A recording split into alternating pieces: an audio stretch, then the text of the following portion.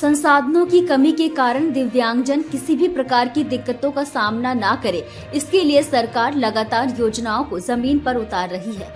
इसी कड़ी में आज कन्नौज के विकास भवन परिसर में दिव्यांगजनों को इलेक्ट्रॉनिक ट्राईसाइकिलें वितरित की गई। कन्नौज जिले के विकास भवन परिसर में प्रदेश के समाज कल्याण राज्य मंत्री असीम अरुण ने दिव्यांगजनों को इलेक्ट्रॉनिक ट्राईसाइकिलें वितरित की। उन्होंने कहा कि ये ट्राईसाइकिल दिव्यांगजनों की रोजमर्रा की जिंदगी को आसान बनाएगी। कुछ लाभार्थी उच्च शिक्षा प्राप्त कर रहे हैं तो कुछ फेरी लगाकर अपनी रोजी रोटी चलाते हैं। मंत्री ने आश्वासन दिया कि ट्राईसाइकिल वितरण के बाद दिव्यांगजनों को रोजगार से जोड़ने के लिए भी सभी जरूरी साधन उपलब्ध कराए जाएंगे। नाम ब्रिजेश कुमार है। मैं रायपुर का रहने वाला हूँ। मैं गवर्नमेंट मेडिकल कॉलेज में त्रिवा कन्नौज पढ़ाई करता हूँ और मेरे को बैटरी राज की गाड़ी दी है सीएम अरुण का मंत्री जी से का स्वागत अभिनंदन करता हूँ इसके लिए। इससे मेरा आने जाने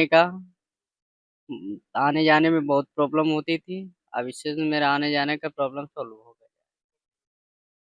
मैं रेडियोलॉजिस्ट की पढ़ाई करता हूँ और पहले बहुत कठिनाइयों का सामना करना पड़ रहा था। अब थोड़ा मेरे को बहुत फायदा आया, कोई दिक्कत नहीं। सरकार का बहुत अभिनंदन करता हूँ, स्वागत।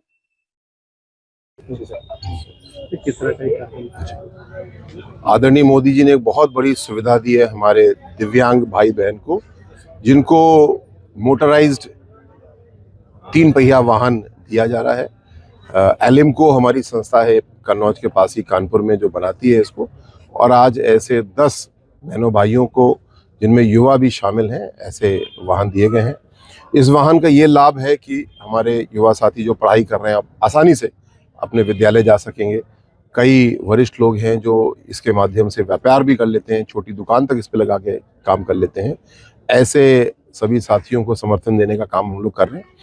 जिन 10 लोगों को आज ये वाहन मिला है, इनको मैंने ये भी अनुरोध किया और अभी प्रशिक्षित भी किया जाएगा कि अपना बिजनेस जमाने के लिए मुख्यमंत्री युवा योजना या अन्य योजना का लाभ लें और राष्ट्र के निर्माण में जो योगदान हमारे दिव्यांगजन कर रहे हैं उसको और तेजी के साथ हम लोग ले पाएं।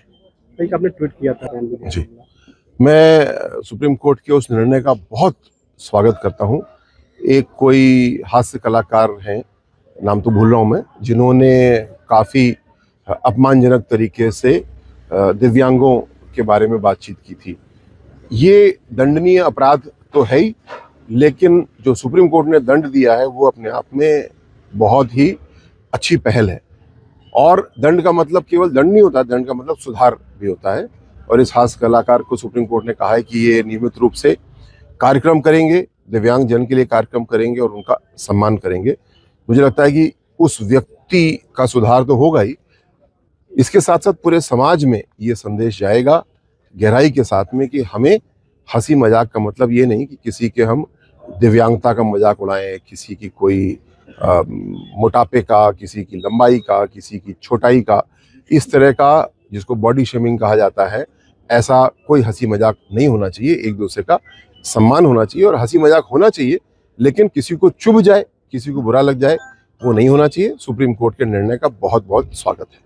जैसे कि हमारा यही प्रयास है, हम अपने दिव्यांग साथियों को केवल एक ट्राईसाइकिल देते हैं तो उससे लाभ होता है, लेकिन हम उस ट्राईसाइकिल से चाहते हैं कि वो अपनी दुकान तक, अपनी फैक्ट्री तक पहुंचे, अपने प्रतिष्ठान तक पहुंचे।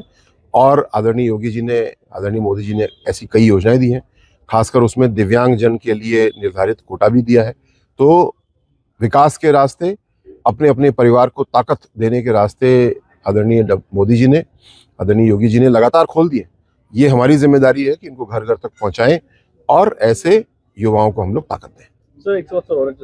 SIR का काम काफ़ी तेजी से चल रहा है। मैं कन्नौज के आंकड़े देख रहा था तो प्रगति अच्छी है, लेकिन अभी लगभग अब 6 दिन केवल बचे हैं।